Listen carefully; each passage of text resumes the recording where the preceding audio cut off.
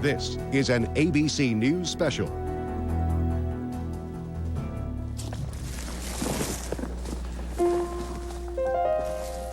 This man is an American farmer. He is growing marijuana. It is remarkably easy to grow. Just plant a few seeds in the spring, and by fall you will have a bountiful harvest. You can plant marijuana almost as easily indoors and have an abundant harvest every 6 to 12 weeks. All you need to know are a few basics. First, there are male and female plants. The substance that gives marijuana its famous psychoactive kick is concentrated in the flowers or the buds of the females. So when they're old enough to tell them apart, kill the males. 2, give your plants plenty of light and not too much water. And 3, if you do any of this and get caught, you may be in very serious trouble with the law. Good evening, I'm Peter Jennings. Marijuana is the king of illegal drugs. 90% of illegal drug use in America is marijuana. This program is not about whether marijuana is dangerous, whether it's medicinal, or whether it should be legalized. But when you talk about those things, as everyone does, it's important to know what role marijuana already plays in American life, especially in the economy. And that's what this program is all about. As a reference point, keep in mind that an ounce of good American marijuana is worth the same or more as an ounce of gold. It is produced in every state, and it adds up to a huge business. We will not spend much time on the law, except to say that public confusion about how dangerous marijuana is reflected to some extent in our laws. In some states, you can possess a small amount and get many, many years in prison. In other states, you can produce a large amount, and as you'll see, it's difficult to get yourself in jail. When the so-called war against drugs began in 1969, virtually none of the marijuana Americans used was grown in America. Today, however, talk all you like about cutting off the supply from elsewhere. Today, increasingly, the demand for marijuana is being met by the supply produced at home, by the people you're about to meet. Peter Jennings reporting. Pot of Gold will continue. We continue now with Peter Jennings reporting. We're gonna need Pot of Gold. magic paper, wallpaper. Somewhere in the Pacific Northwest, a cash machine is under construction. The supplies are simple and cheap. $50 for 2 rolls of Mylar. Very efficient, dude. $150 for staples, scissors, and a fan. What kind of pizza you get today? $20 for a large pizza with everything on it. Pizza for that one alone, too. Very nice. And $1,500 for 6 sodium halide Yeah, we need lights. to put a light together. Total Put our cost lights. $1,720.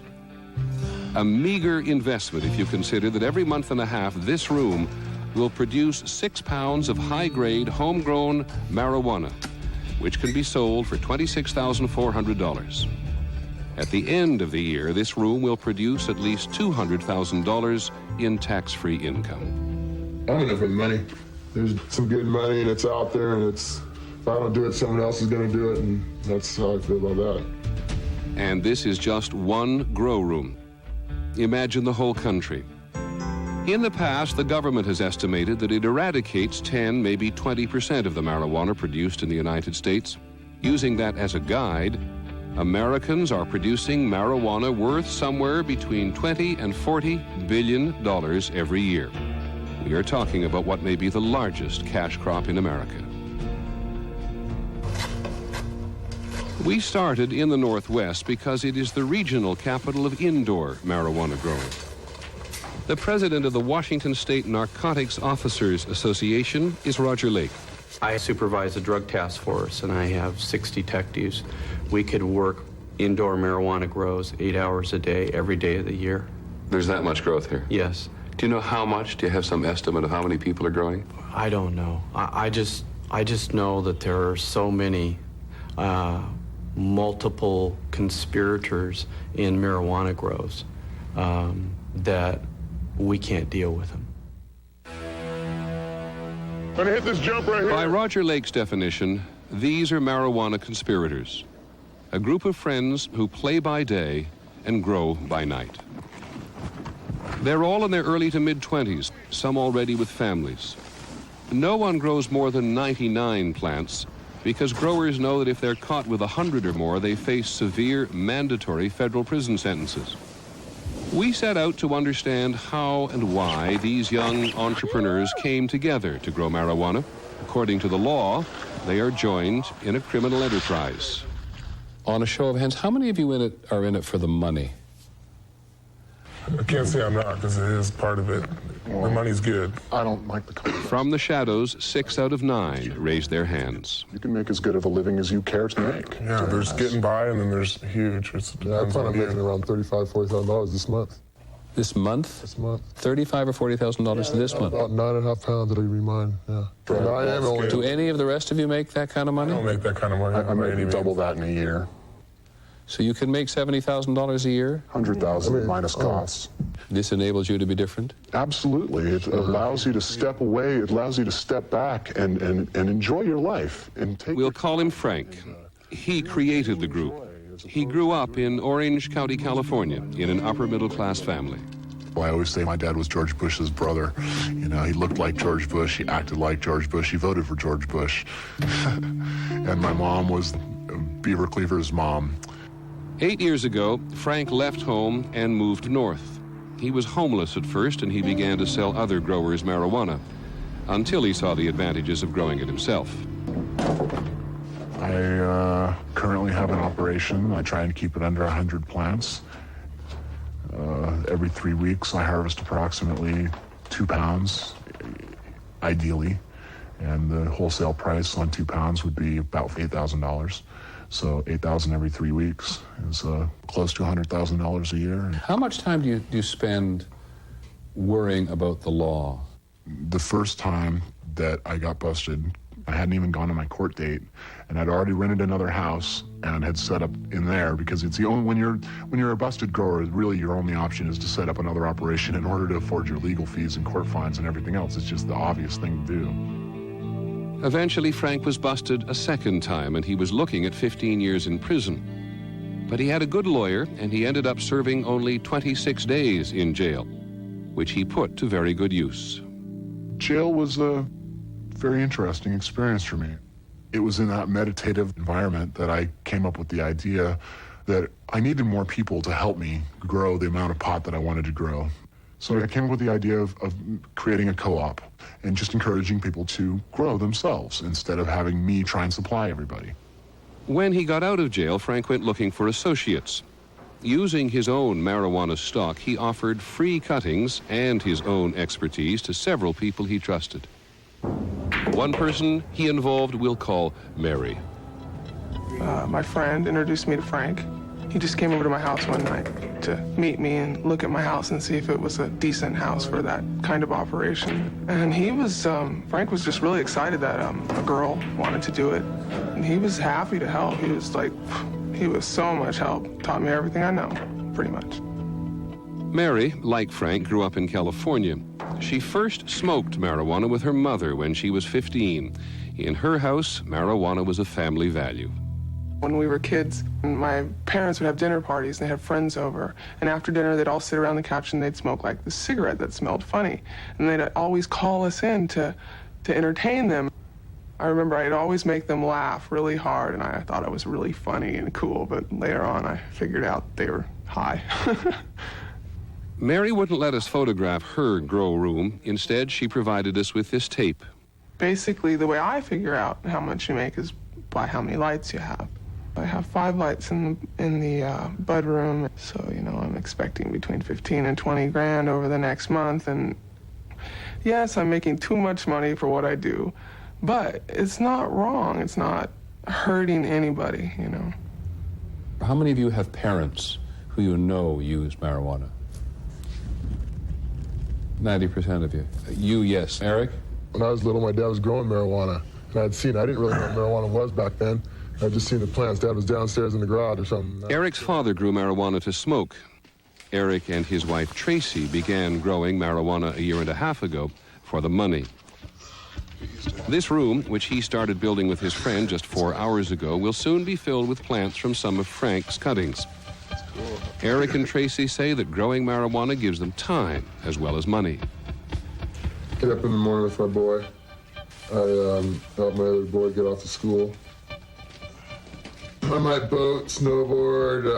I kind of enjoy the day. Some days I have my days. I always do what I want every day. Our kid goes to school and he's in swimming lessons, and we grocery shop, and we people come over and they hang out, and the regular stuff that everyone does. We don't go to work. Last year, my first year, I made $64,000. And then now I figure to make a couple $100,000. You're a real honest-to-God marijuana entrepreneur. The money's great. These are money trees. I don't know whoever said money didn't grow on trees. They don't know what trees to look at.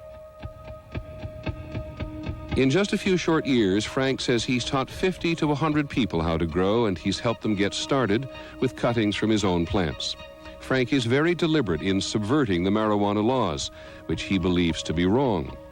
The police consider Frank and other growers criminals, but it is not easy to catch them. Well, you had the amperage hooked up, you had the vents hooked up, you had the lights there, you had What lights? What are you talking about? You had halide lights back there. No, I didn't. Okay. You also On the day we were with them, the local drug task force had a hard time of it. No, we talked about it. We talked about it then. But I don't see any evidence of that, so we'll be out of your way. All right? Okay. Thanks a lot for letting us look around. Okay. Roger Lake often says that there is at least one grower on every block in some parts of western Washington. He says that 90% are never caught. Still, he goes after them. For one thing, seizing their assets keeps his department going. Several people have told me that you like to make marijuana bust because you get good cars. And you keep driving those cars around. There's some truth to that, yes. If we don't seize real property or personal property, we don't have any money to operate. Our task force is funded by a federal grant. The federal grant covers 75% of the salaries for the detectives. The 25% remaining and our day-to-day operating budget comes from asset forfeiture. We talked to a group of growers, all in their 20s, who give the impression of being very cohesive, very close, very supportive of one another, who think what they have in common is the plant, for whatever reasons, and their resistance to you. We've worked large marijuana conspiracies. Upwards of 20 people involved, 5 different places where they're growing marijuana, into the millions of dollars of assets, and that will be a close-knit group. Is it fair to say that they're a step ahead of you, or are you a step ahead of them? They're a step ahead of us, probably 2 or 3 steps ahead of us. The reason we're out here is we got some information. Apparently what brought them here today was a false lead. Might be manufacturing marijuana. We get The first time you get busted for marijuana, what happens to you? Normally what happens, first-time offender for a marijuana grower, this isn't somebody just smoking a joint. This is someone that's growing marijuana to distribute, sell, avoid income tax, avoid everything, and sell to usually youth. They'll get community service. Second time? Second time they might get 3 to 7 days. Third time? I don't know. It's just not enough. So I think you're telling me, Mr. Lake, that if I wanted to grow marijuana, I could move to your neighborhood and operate pretty much with impunity. Yes. And make a lot of money in the process. Yes. And you'd never really bother me. I'd try to, but no, the reality is no, we probably wouldn't catch you, but you would be living a miserable existence.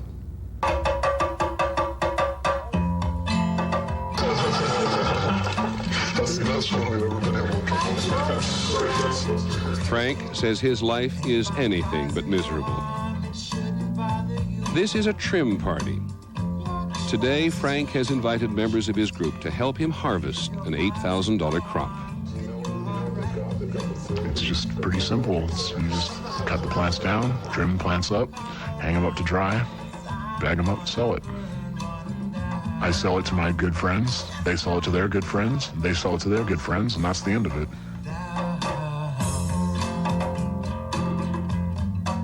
How do you think you're going to be, Dave, when you're 50?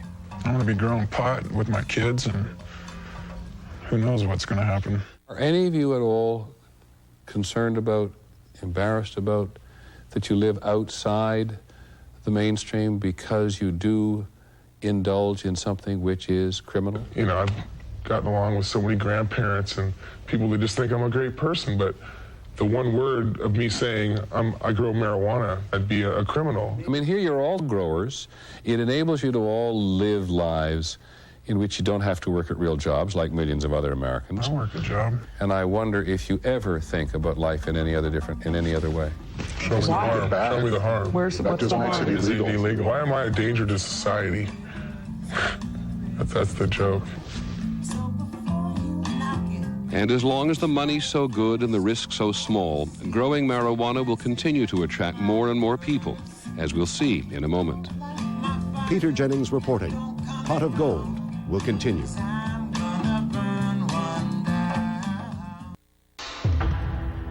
Peter Jennings reporting. Pot of Gold continues after this from our ABC stations. You now with Peter Jennings reporting. Pot of Gold.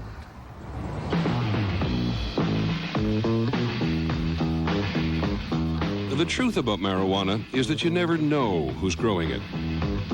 You're listening to the Rush Limbaugh Show. Here's a couple that lives in the Midwest. They live in a well-ordered suburb in a medium-sized town, and they describe themselves as Rush Limbaugh Republicans. Now I got a story out there. Researchers say that marijuana has great uses in medical applications. Surprisingly, I haven't heard any potheads. Have you heard from any potheads?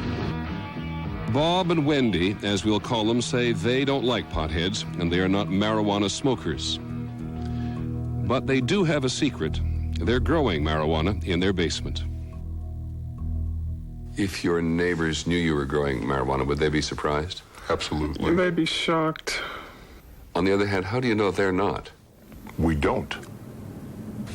Is it fair to say that you might not fit What some people regard as the popular notion of the marijuana grower? I don't think I fit, no. We're your neighbors. You know, we're kind of Main Street, USA apple pie, mom and pop.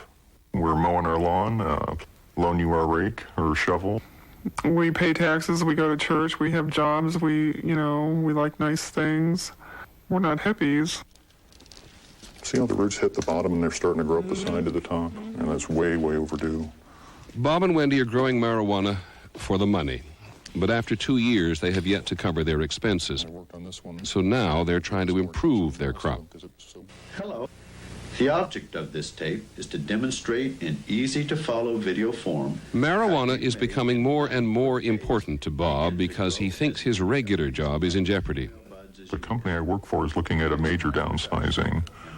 And it's very possible I could be caught up in this. If this can sustain us between jobs or until I find suitable employment or stop a foreclosure on a house, this could be an absolute godsend in our lives. This room produces about 4 pounds every 2 weeks. Am I overstating it when I say that you're afraid of your economic future and that marijuana is the answer for you? We hope that it will be. It hasn't been yet, but we think it will be. Well, how about the notion that you are leading a criminal life? I don't like that. We're not criminals. You are criminals. I can't say that we've ever sat down together and said, let's discuss, gee, do you realize we're living outside of the law or that we're criminals? I've never viewed it as that, and maybe because I'm caught up in the growing and the aspect or the prospect of growing something that I can make money with. Many different people grow marijuana. The reason is always the same, that it's lucrative. Jeff Stewart used to grow marijuana, and he knows there can be consequences. In 1990, Stewart was arrested for growing marijuana, and because he was tried and convicted in federal court, he served 4 years and 4 months. Today, he works for a lobby group in Washington dedicated to sentencing reform. Stewart understands why Bob and Wendy are doing what they're doing. Suddenly, here's a stream of income. And most people confronted with a stream of income are going to think twice about walking away from it. most of the people that I encountered in the federal prison system were marijuana growers that had grown and grown and grown until they had been apprehended. But they are probably a minority among marijuana growers. The others are still growing and haven't been apprehended. Last fall, Bob and Wendy decided they would risk some of their modest savings in search of better marijuana seeds. So they invested in a trip to Holland. Every year, the American magazine High Times, a journal dedicated to the appreciation of marijuana, holds a marijuana trade fair here. They call it the Cannabis Cup. You say, I love the Cannabis Cup. Cannabis Cup. White Rhino. White Rhino. What was it like? What was the trip like, Wendy? There was a bunch of hippies.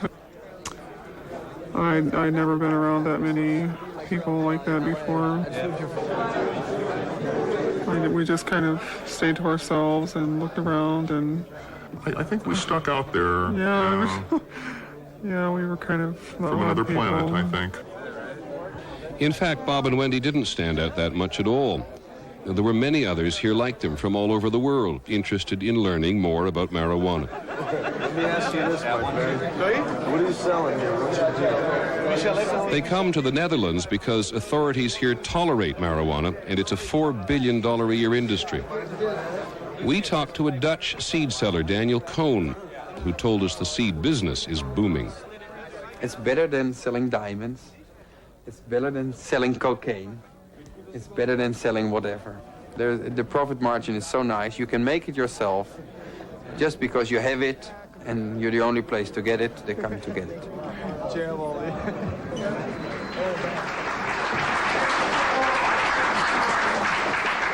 People come here to learn what they can from the Dutch masters about improving their techniques. If I tell people how they can get a good yield with only 4 plants.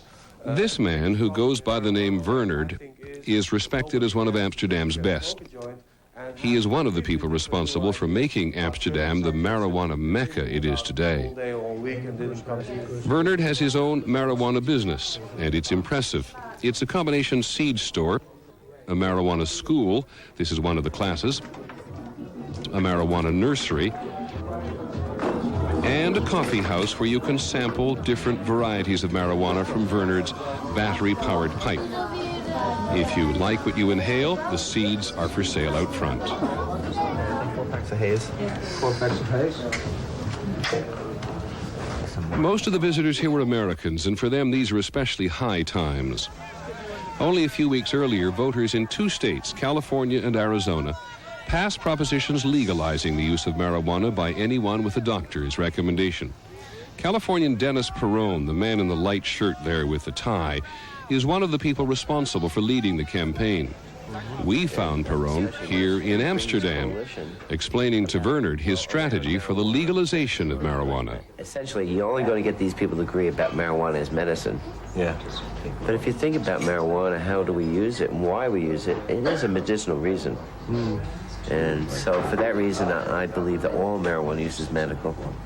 Perone's critics believe that his campaign for medical marijuana is just a first step towards his ultimate goal of complete legalization. What you have to do is build a coalition of senior citizens, of housewives and professionals and doctors and lawyers and nurses. You know, politics is illusions. Right. Shadows on the wall. It's pictures, it's photos, it's an AP wire. Right. And so I've not created an illusion, but I've articulated what marijuana, I've changed the face from a long-hair hippie to Hazel Rogers.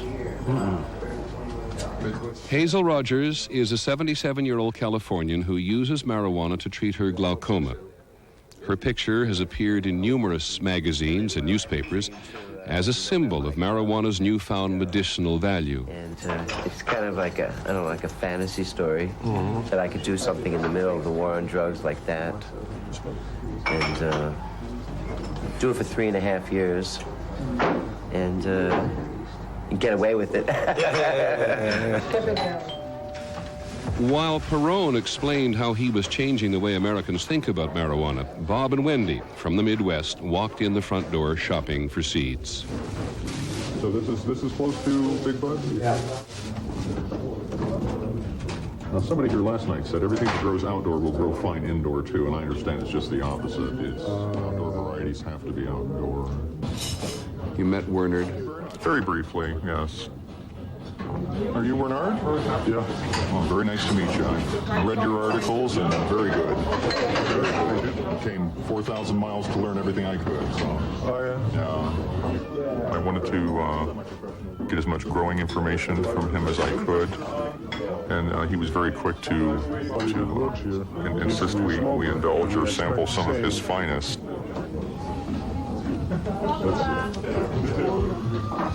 Just go.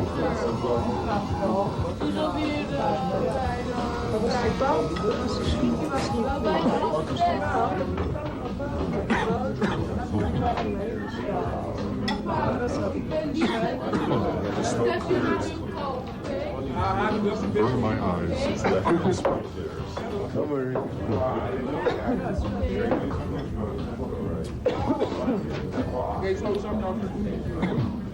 We're not smokers. I didn't get but 3 more questions in before I had to go sit down and eventually go lay down. Cigarettes, it makes it a little better. Before they left, Bob and Wendy bought 2 varieties of seeds from Bernard.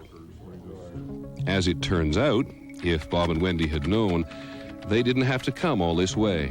Several overseas companies have sites on the internet now and will send seeds directly through the mail to the U.S. Because receiving seeds or marijuana in the mail is illegal, the companies promise confidentiality. But we obtained this list from one of them, showing where their orders were sent.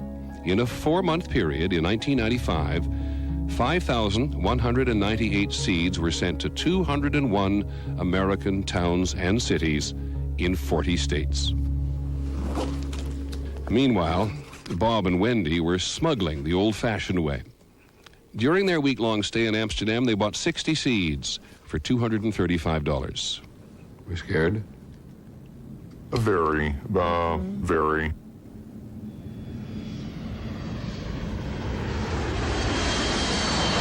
When they returned to the United States, Bob and Wendy had a scare, a 90-minute strip search at customs.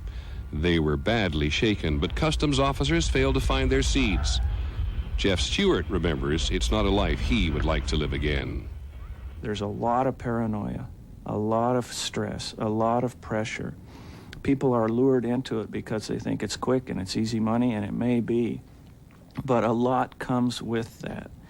It's just somehow like a law of physics. You don't get a lot of money without consequences, even if you win the lottery. Has becoming growers isolated you a little bit? A little bit. At times, it can dictate, when you can turn a light on and when you can't. There's a big risk, and we know that, but we don't really have a lot of company.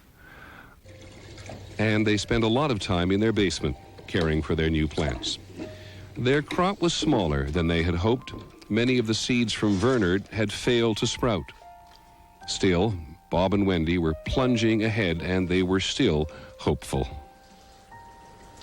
So if all went extremely well, your trip to Amsterdam would result in you having $60,000 tax-free dollars you never had before? Possibly, yes. Yes, there's no guarantee of nothing. It's a big crapshoot. It's a lot of money. Yes, it is. And we refer to them as the money trees. It's a term of endearment. Yes, that's what we call them, the money trees. We're hoping that as these grow, there'll be $100 bills stuck all over these. And that somehow maybe we can build a brighter future out of this. Peter Jennings reporting. Pot of Gold will continue in a moment. ABC Late Night tonight. On Nightline, the latest wrinkle in the military's sexual misconduct scandal. Peter Jennings reporting. Pot of Gold continues. We are over southern Georgia with a state-sponsored drug task force. We came down here just when this year's outdoor marijuana was ready to be harvested.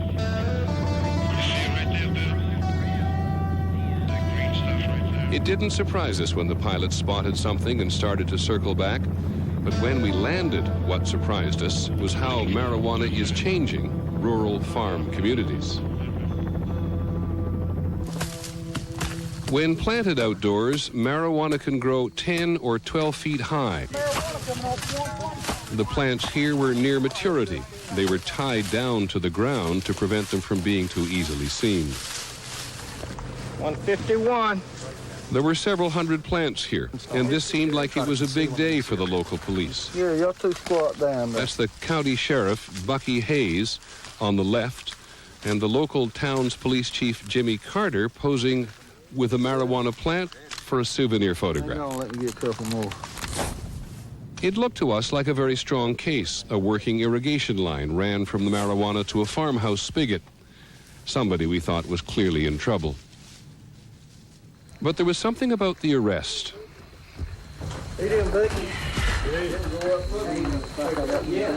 It all seemed more like a reunion of old friends than a big drug bust. Certainly the farmer, Teddy Boatwright, never seemed to act as if he were in real trouble. Anything else on? Cigarette lighter. I might need it later on. After Boatwright was released on bond, he talked pretty candidly to us about the role that marijuana plays in farm life here. It's been here since the early 70s. I think back then it was mostly just you had these few guys that smoked it. And nowadays it's got to where it's a supplement for a lot of people's income. And I know a lot of your businesses in town don't mind taking the money. All the people in this story live in Bacon County, Georgia. The county seat is Alma, about 10,000 people. We learned pretty quickly that a lot of people in Bacon County were growing at least some marijuana. Not to get rich, just to get by. Almost every farmer around here is struggling trying to make ends meet. And basically it's because of the high price of equipment and the operating expense. Well, we could just quit and then I reckon just draw welfare. Teddy lives on the farm with his parents, Tuck and Margie. We could apply for welfare, really, because we make less than $10,000 a year. We could get a welfare check. But I got a little too much pride for that. Luther Taylor used to be an Alma policeman. 2 years ago, Mr. Taylor found out his own son had planted some marijuana. Did you call the sheriff? Me and my wife did, yes, sir. Why'd you do that? I didn't believe in it at that time. I didn't think it was right for farmers to grow the stuff. But the way the economy is right now, I wouldn't turn a man in if I walked by the field and see it. Now, you're having financial difficulties at the moment, are you? Yes, sir. Reason enough to grow marijuana? Yes, sir. So you would now grow? Yes, sir, I would. It's illegal. I know that. You used to be a policeman. I know that. Like I say, 2 years ago, I didn't feel that way. But now I do. I honestly do.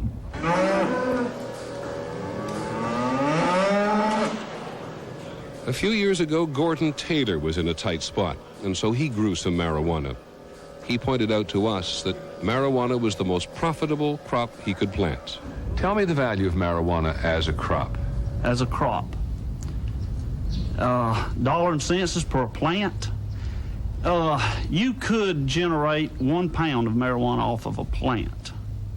And you could sell that today anywhere for $2,500. That 1 plant. How's that compare to corn? Oh, it's a blowaway. It would take you several acres. Your profit off of corn right now might be $50 an acre. That 1 plant of marijuana would turn you $2,500 with a $10 input. That's the only commodity that a farmer's got in South Georgia that he puts a price on. There's no problem putting our price on marijuana. That's thunder we're hearing, of course, but it seems to pretty much reflect the difference between the marijuana price and the corn price. There's a lot of difference. There's a lot of difference.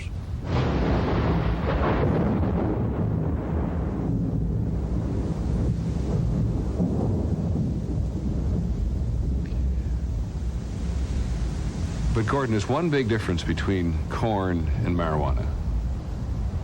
One's legal, one isn't. That's correct. So? I don't worry about the illegal part. You know, illegal part, there's certain chances every fella takes in life.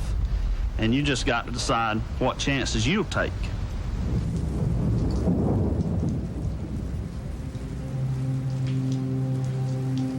Not long ago, there was a man who took Bacon County's marijuana farmers head-on. From 1987 to 1993, Chief Deputy Sheriff Larry Tanner went on an anti-marijuana crusade. His own videotapes document how well he did. We didn't plant this dope. Somebody else planted it. Send this guy to jail. Thank you. Tanner employed all the techniques of big city drug cops. People were enticed with reward money to inform on their friends and relatives. He exploited seizure laws. Anything used by a farmer to harvest or transport marijuana, like a barn or a car, he confiscated. When the word went out that Bacon County was a dangerous place to buy marijuana, Tanner took down all the signs that marked the county line, and dealers got busted when they didn't know where they were. The result of all these asset seizures was a much more modern sheriff's office. 5 years after I started at the Sheriff's Department, we had all brand new cars. We had four-wheelers. We had a computer. We had bought copy machines, fax machines. None of this stuff was available in our department when I started. All this from the money from seized assets of people who were in the marijuana business. And then there began a campaign against you. Yeah, that's when I qualified to run for sheriff, and these dealers that I was putting a hurt on them, the money people, decided that they didn't need me in that office, and they orchestrated a plan to get rid of me. I may be wrong about the guy, but I don't like him. I never have liked him. Gerald Anderson was one of those farmers growing marijuana who wanted to get rid of Larry Tanner. He painted a message for Tanner and his chief investigator, Donald, on the roof of his barn. "Suck this, Larry and Donald," it reads. Unfortunately for Anderson, when a drug task force pilot read it from the air, he also noticed a few hundred of Anderson's marijuana plants growing nearby. Pretty overt gesture from a marijuana grower, right? Stupid, as far as I'm concerned. I mean, you know, you don't draw attention to yourself if you're growing marijuana right next to it, you know. But Anderson was just fined and put on probation. He and other farmers would have the last laugh in Bacon County. When Larry Tanner announced his intention to run for sheriff, they met to organize against him. Yeah, there was a couple meetings like that I went to. I'd rather not say where. And there was pretty good crowds. Talked about who they wanted support for a sheriff. And there were probably 45 people there. That's when they got serious about Mr. Bucky, getting behind Mr. Bucky. Mr. Bucky is Bucky Hayes, and he had two things going for him with the farmers who grew marijuana. For one thing, he was a farmer. For another, his little brother, Timer Hayes, was a known marijuana grower. A lot of people here think that when they were voting for Bucky Hayes for sheriff, they were voting for a man who was going to go easier on marijuana growers than the former deputy sheriff, Larry Tanner, did, who you're running against. What do you say about that? Oh, well, I say I made no promises to anybody that I would be easier on anything, marijuana or whatever. Did you think at the time that Tanner was too hard on the growers? What? That's one area there that I'm gonna have to skip because it's And why would you want to skip it? I just am. It may be that Sheriff Hayes doesn't think he can answer that question fairly because one of the people who got busted was Hayes' own brother, Timer. They found 1,700 plants on his property and in his house just 2 weeks before the election. Did you know Timer was growing? Not for sure. Never seen him. He lived just down the road? Yes, sir. He lived approximately 2 miles from me. He had 1,700 plants? Yes, sir. You never knew they were there? No, sir. Larry Tanner posed for the Alma paper with Timer Hayes confiscated marijuana, but he had seriously misread the people's sentiments on his Get Tough policy, and the publicity backfired. Today, Tanner says the state task force scheduled the bust and didn't tell him. The timing on that bust, and I knew it when it happened, it was bad for me.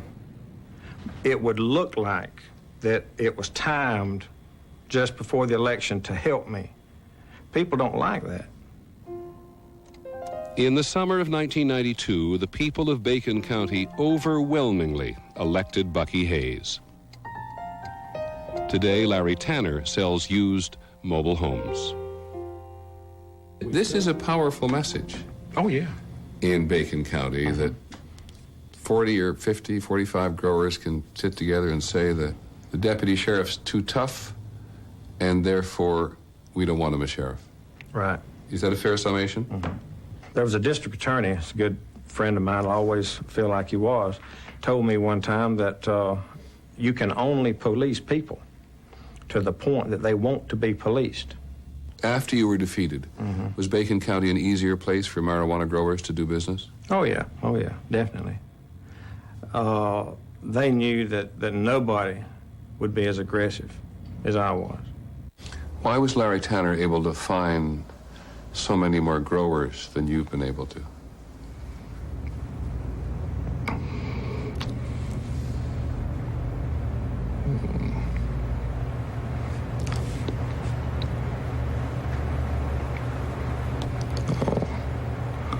I couldn't answer that either. Well, I don't know where he had better informants or what the problem is. And how tough were you on marijuana growers after you were elected sheriff? Oh.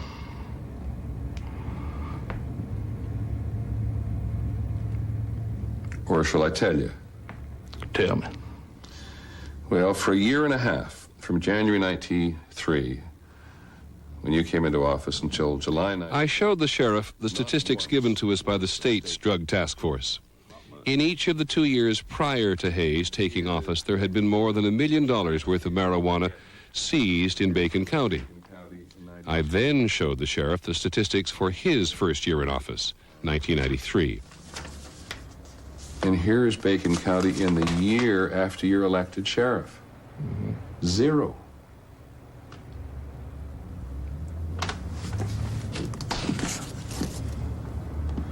That's not much of a compliment to a law enforcement officer, is it? Not much. No marijuana was seized in his first year and a half as sheriff because Hayes did not even allow the state drug task force to operate in Bacon County. In recent years, he redeputized the state task force and they've eradicated some major plots.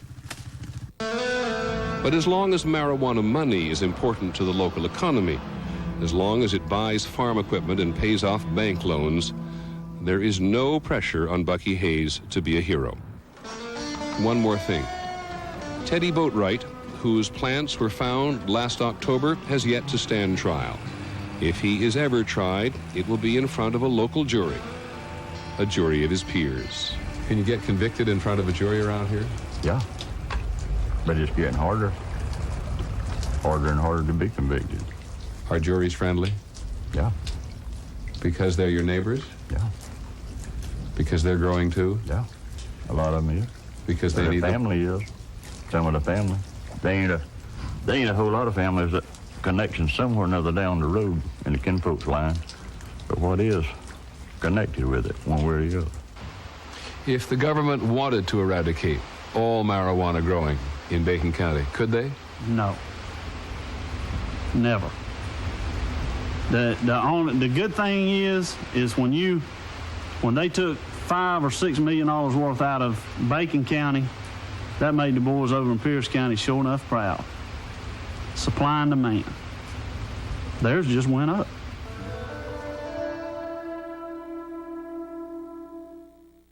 Is absolutely right that we must educate our children not to do drugs, including alcohol and tobacco. But that's an obvious policy. We've also learned that marijuana is no longer simply associated with the so-called drug culture. And like it or not, marijuana for profit, now has roots in mainstream America. This leads inevitably to a discussion about legalization or tougher laws. That debate is intensifying. What people need to understand is that the current effort to eradicate growing here at home isn't changing things very much, except to ensure that the price stays high. Really getting at the people who grow marijuana no longer means closing the borders, but an enormously expensive, invasive, door-to-door campaign. Which brings us back to that former deputy sheriff in Bacon County. He reminded us that you can only police the people as much as they are willing to be policed. And how much is that? I'm Peter Jennings. Thank you for joining us. Good night.